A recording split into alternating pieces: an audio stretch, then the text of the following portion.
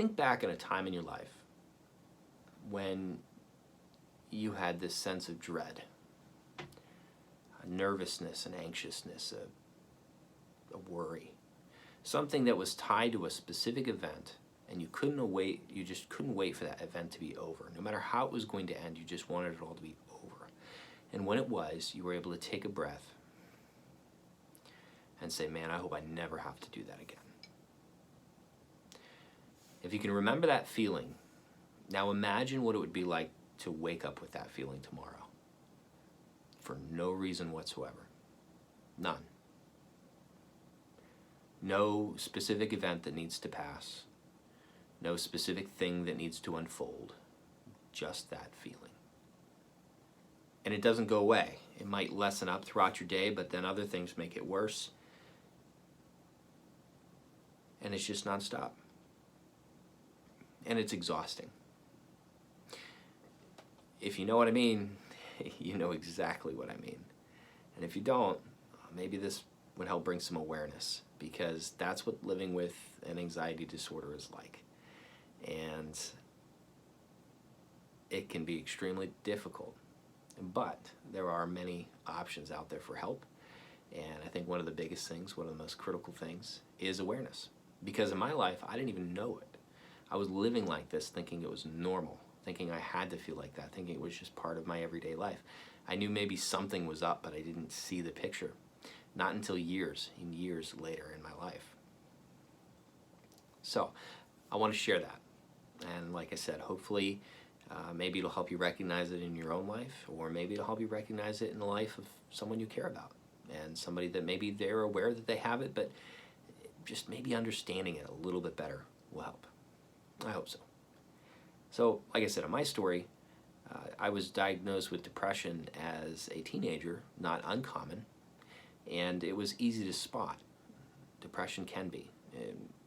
It's that overwhelming apathy for me. It's different for everybody, and it's important to understand that depression and anxiety are different for everybody. It's a spectrum. There's a spectrum of severity out there that's important to understand. And in that spectrum, you have, with depression, you have on one side, man, it's just a day where I'm feeling blue, I'm kind of down, whatever, just not really feeling myself, and it can progress to something that's purely clinical depression that just takes hold of your life and it does lead people to suicide and can be very hindering and crippling to your everyday life. For me, I go through bouts of it. It's seasonal, literally seasonal, but it's also pretty cyclic on the calendar as well. It doesn't necessarily have to be tied to seasons of bad weather or whatever, but I can almost point to a calendar and tell you what week I'm going to start my depression cycle. And it helps knowing that it's coming, because I can start being proactive about maybe stemming it off just a little bit, or being proactive about trying to process things that need to be processed and to help me get to a better place before it hits. But depression is that, whereas anxiety is that gnawing dread, that pressure, that intense nervousness, that intense anxiousness. Exactly what it is anxiety. Depression is the intense apathy. It's almost the lack of feeling. I mean, sadness can be tied to it, but it's not the same. Depression has you waking up and thinking very hard about getting out of bed, and the struggle that can be just getting out of bed. And then you get into the shower. In the shower, the warm water is just soothing, and there's nobody bugging you. There's nobody talking to you. And it's nice. And then you get out. And that's a struggle, because it's one step closer to functioning. And that's the key, is it's not dreading or trying to avoid any specific thing necessarily. It's just dreading functioning. Putting your hand on the door before you go to leave and just staring at the ground and zoning out, thinking to yourself, nothing. Just zoning out. And then trying to come to grips, take a deep breath, open the door, and go to work. And I don't hate my job. I love my job. I have a great job. And I think that That, again, that's not the point. It's the idea of functioning. It's the idea of having to do and go and move, because depression wants you to not do those things, when in reality they're very critical. So in my life, the depression was pretty obvious, and I've learned to cope and deal with it and manage it fairly well. The anxiety was a different animal. I didn't know that it was there yet, kind of lurking in the shadows. So I'm in my late 20s, and I start having heart palpitations so bad that a couple of times I actually black out. And I go to the emergency room, I go to the cardiologist, I get all sorts of scans done, I wear a monitor, all this good stuff, ultrasounds, everything, you name it. And the cardiologist looks at me and says, look, man, your heart is healthy. You are healthy. There is nothing wrong with your body. And I'm thinking, okay, I blacked out in my car in the parking lot. Like, you know, my heart's going, bum, bum, bum, bum, bum, bum. There's something ain't right. And he asked me this question. He says, are you stressed out? And I mean, I didn't think so at the time. Not really. I mean, there's stuff going on, but just normal stuff. It's all good. So I brushed him off and, you know, went on occasional heart palpitations, nothing too major. I kind of knew just how to deal with it. I also knew that if I went to the hospital, they weren't going to find anything on the monitor. It was just not that kind of a thing. So fast forward a few years, I'm 32, 31 years old, and I come down with a case of shingles. Now, I had chickenpox when I was a kid, and I'm no doctor, but I thought shingles was an old person disease. You know, no offense. You know, I was like, no, that's not for me. That's something that happens later. And you know, sure enough, my doctor's like, man, you know, it is the strangest thing. He goes, it is what it is, but I'm really surprised to see you have it. And he asked me this question. He says, can you think of any reason why an otherwise healthy 32-year-old young man would have shingles? And I was like, I don't know, man. You're the doctor. You tell me. And he asked me that question. Are you stressed out? And so by this time, I'm like, maybe there's something going on. And at that point in my life, I really was. I was an online college student full-time. I was working 50 hours a week.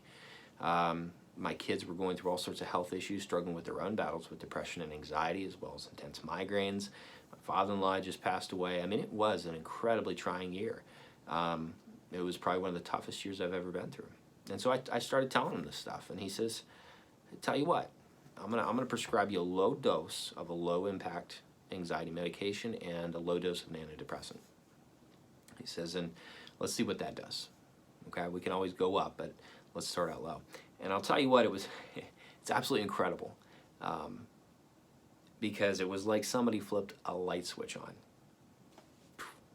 All of a sudden, I could see it for what it was, because daily stuff got me with my anxiety. Daily stuff. Every morning I had to give a report out for my department, and it wasn't a stressful meeting. It's not like I had one of those bosses, right? But that meeting just stressed the heck out of me. I dreaded it. And it was just a simple accountability meeting. Here's what happened, here's what we're doing, here's what we're working on. That was it. And for the first time, after a few days of this to kind of kick in, I had confidence. It wasn't a total game changer. It wasn't like, I don't know that anybody else noticed, right? I sure did. All of a sudden I walked in there and I didn't feel like I was, that dread was gone, that anxiousness was gone, that nervousness was gone. I mean, it wasn't entirely gone, but it was gone enough for me to know, holy cow, that was not normal. That didn't have to be my normal. And I'm not saying the medication is the answer or even an answer, depending on how you feel. But it certainly was an eye-opener for me, a huge eye-opener. And that was the day that I realized I've got anxiety on a big level. And not just because of this year, but as I began to think back on my life throughout childhood, I realized that this thing has been with me for a long time, my entire life. Wired from birth, probably. So, what do you do? What can you do?